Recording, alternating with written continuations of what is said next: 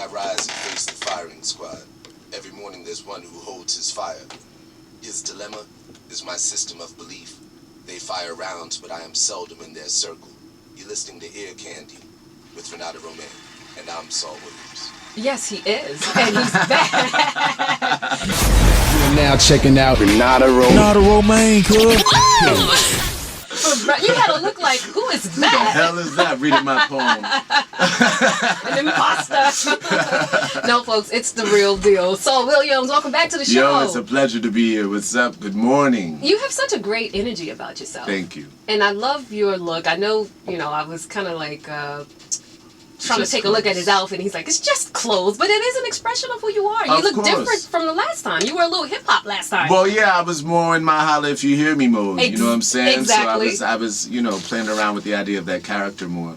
Yeah. Do you design your own clothing? No, actually, this is by a Haitian designers named Ron and Ron. Okay. And so no, I don't design my own clothing, but I have a keen eye for design. Yeah, c'est passé na boulé. Do you speak Creole? Non, je parle français, mais je parle pas. Saga-fête. That's all I know. Yeah. Je m'appelle Renada. There you go. That's all I know. I would love to learn though. Yeah. Well, In I mean, for French. me, I learned from like being immersed in cultures. I used to live in Brazil, so I speak Portuguese, and I used to live in France, so I speak French. Nice. Yeah. You are worldly. I love it. So now let's get caught up. All right. Because the last time you were here, you were starring in the Broadway production. We call it the Tupac play. The Tupac play, Holler If You Hear Me. Yeah, which was crazy because, it was a play that was not about Tupac's life, but it was a play that restricted itself to Tupac's text and writing the story about gun violence in the Midwest. And the play was kind of like too political or too politicized for Broadway. It didn't last very long, but the week after it ended was when Mike Brown was killed. And so I ended that play and then find myself in the street in the middle of protests talking about the same exact thing the play was talking about. You know what I'm saying? And from that you see Black Lives Matter and all that. Right. And that's really what the play was about. That's all the play was about. Now, do you think if it was a biopic, if it was about his life, do you think it would have been received better? Not necessarily. It could be. I think the play was started by August Wilson. It was really, and directed by Kenny Leon. It was beautifully written and conceived.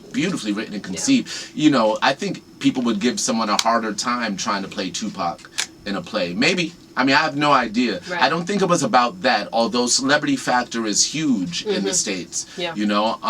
But I think it was just about realign entertainment with escapism so much, so you're choosing between like Rocky the musical, which is going to make you dance and enjoy and feel great, or you're going to go see this play which is going to make you angry and maybe cry and feel like what's wrong with the world, and maybe you don't want to spend your money to go feel that way when you feel that way on a regular basis. Yeah, but now we have Hamilton. Yeah.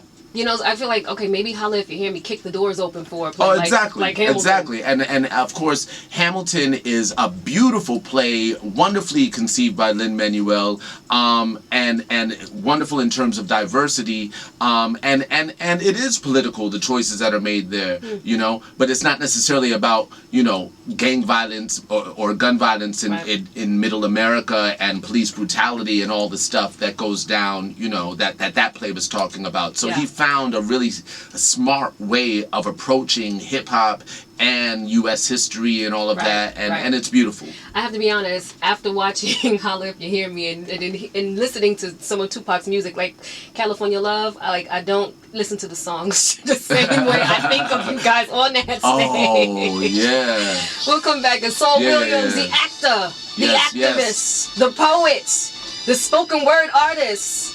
Shall I go on? I have no idea. The fashionista. Oh. We are in good company today. I'm Renada Romain, your ear candy. Saul Williams is having some breakfast with us. So now you have you just dropped an album. I just dropped an album called Martyr Loser King.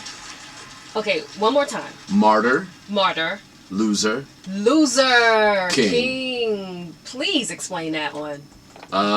What's to be explained? Martyr Loser King. Martyr Loser King. You have to explain there that. There are a million Martyr Loser Kings. You know what I'm saying? Michael Brown is a Martyr Loser King. Tamir Rice is a Martyr Loser King. You know what I'm saying? There's just so many Martyr Loser Kings. This is, you know, what it is in many ways is, I mean, on one hand, it's a concept album. So it's a story, that's a screen name of a hacker that lives in Central Africa who becomes sort of like a virtual Banksy, and it's the story of his life, not the album. The album is really just songs surrounding that story. Okay. It's accompanied by a graphic novel that I have coming out a year from now when the second half of the album comes out. Okay. So I've been working on this graphic novel telling this story, and I wrote an album surrounding it. Right. And it also has a film that I'm developing right now. Nice. And so that's that. It's a multimedia project, Martyr Loser King. I mean, yeah. I mean, I enjoy words and titles, you know. And so I heard someone French trying to say Martin Luther King once, and they were like Martyr Loser King, and I was like, it's kind of brilliant, actually. So that's it. No big deep meaning behind. I mean, there's a lot of deep meaning within the album if you check it out. You know what I'm saying? There's a lot of deep meaning within it, but overall, it's the title is like a tag. You know, it's a tag over something that sounds familiar that you get and that makes you think. You know, it just piques interest. Martyr Loser King. Yeah, well, it's a brand. We are in interesting times. Exactly. Right now. Exactly. You mentioned the Black Lives Matter movement earlier, and we've been seeing, you know, a lot of young people, you know, just standing up. Yeah. You know, fighting back. You know, having a voice. Yeah. What are your thoughts on where we are? You know, our community today. Yes. We're going into a presidential election. Yeah. Just what are your thoughts on just the climate?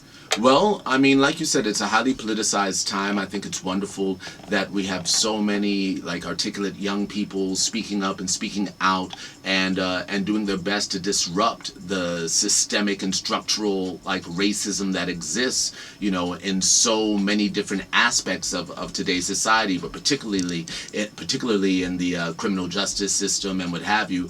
These are things that we all know need to be approached. You know, like the main thing that we, people like you and I, see is just the fact that a new generation is waking up to stuff that we've known all of our lives, and because we're all connected through the web and our phones, and social media, we can now like chronicle it and say, see, this is what I'm talking about, and that helps. Right. It helps that we have witnesses. We have so many witnesses now. Yeah. And so that shows you the power of witness. Have you ever gotten stopped?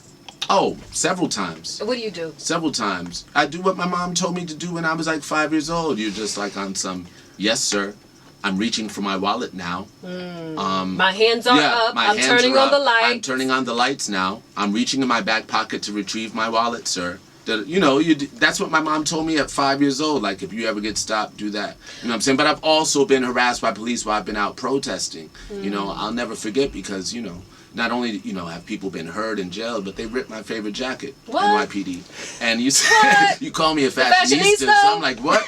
They ripped my favorite jacket. No, they didn't. You know, that was after Eric Garner, and we were stopping up. So you were in Staten Island? No, I was here in Manhattan, and we were about to stop up the Triborough Bridge. We marched up like a West Side Highway. I was there. I was there too. Because dude from CNN was over there. I was on the West Side Highway. Exactly. Chris Cuomo, and we started saying F CNN. Exactly. I was out there. Exactly, yeah. And so then we marched across 125th, and we were going to the Triborough Bridge. But at the time when they ripped my jacket, I was, you know, we were doing a die-in on the sidewalk. Okay. You know, so we weren't even impeding traffic yet. Right.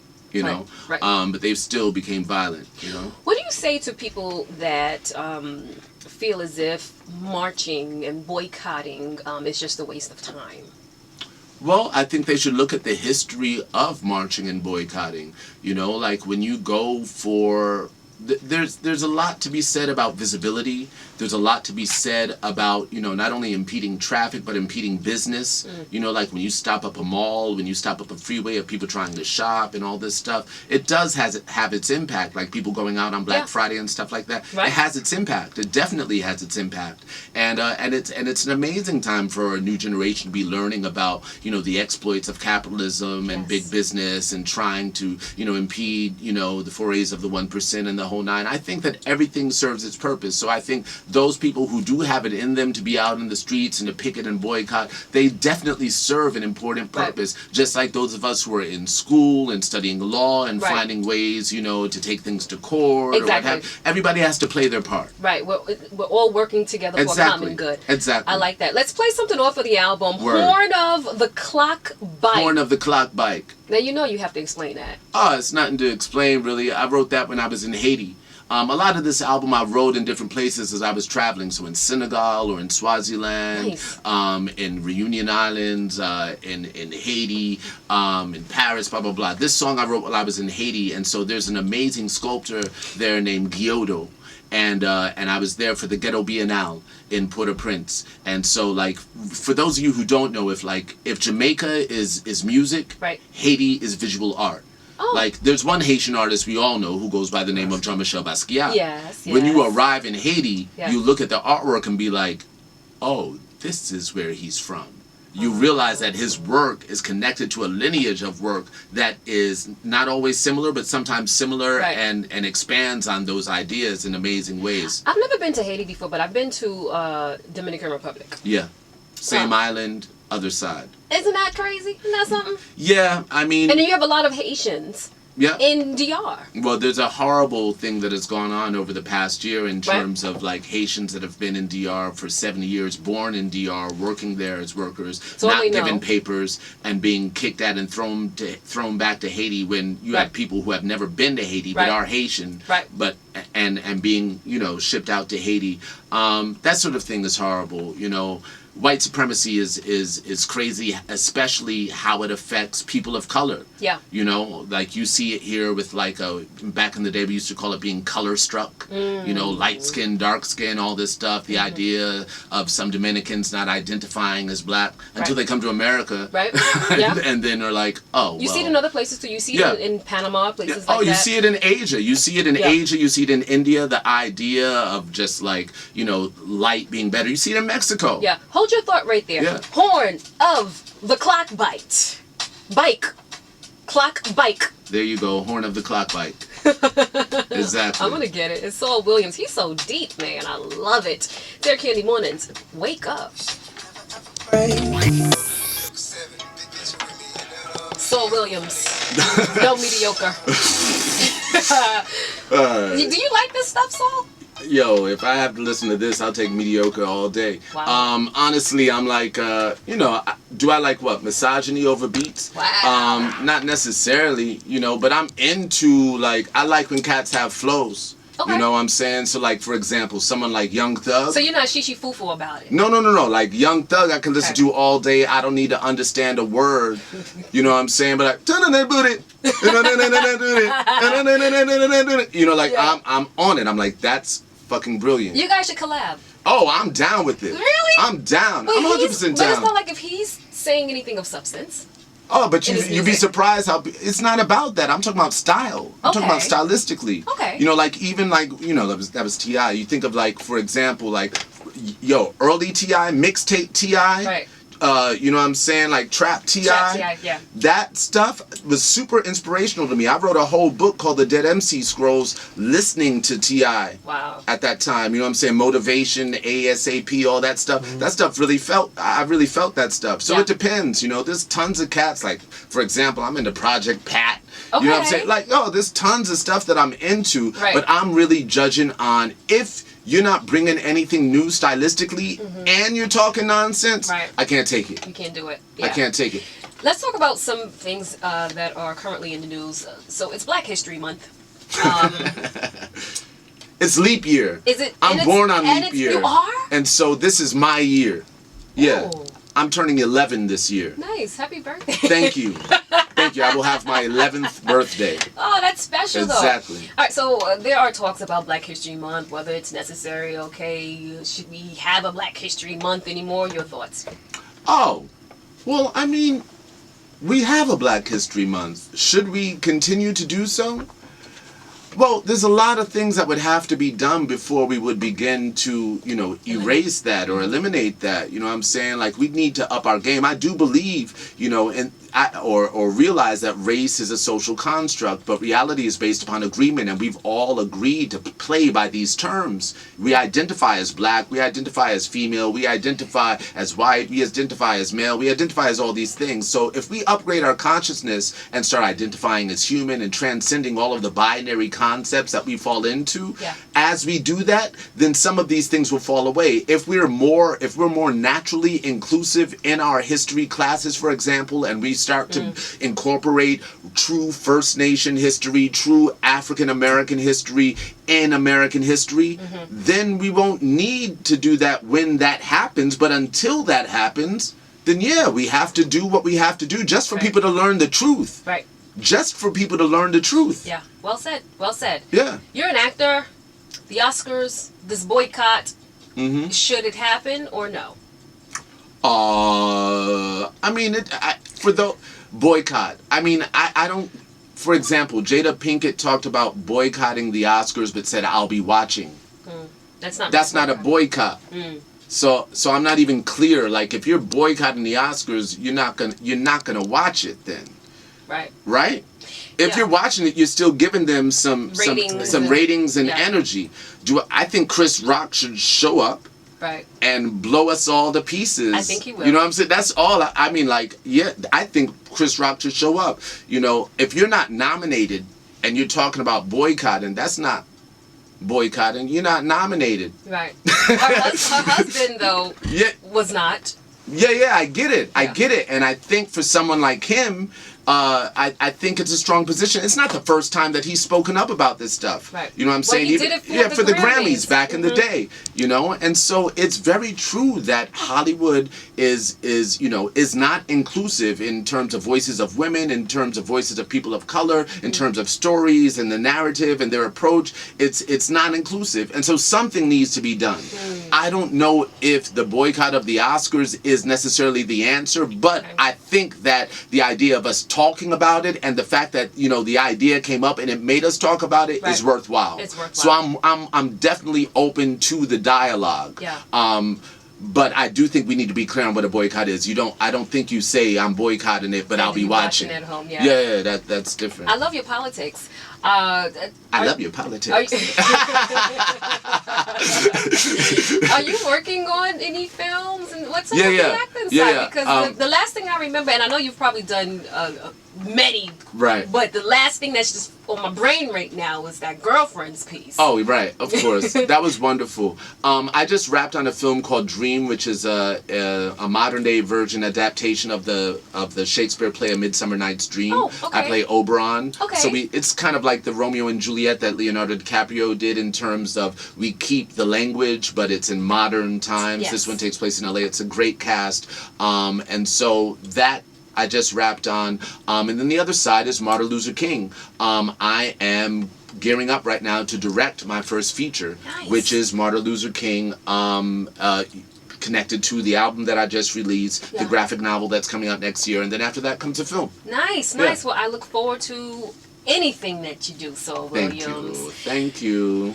Martyr Loser King is currently available.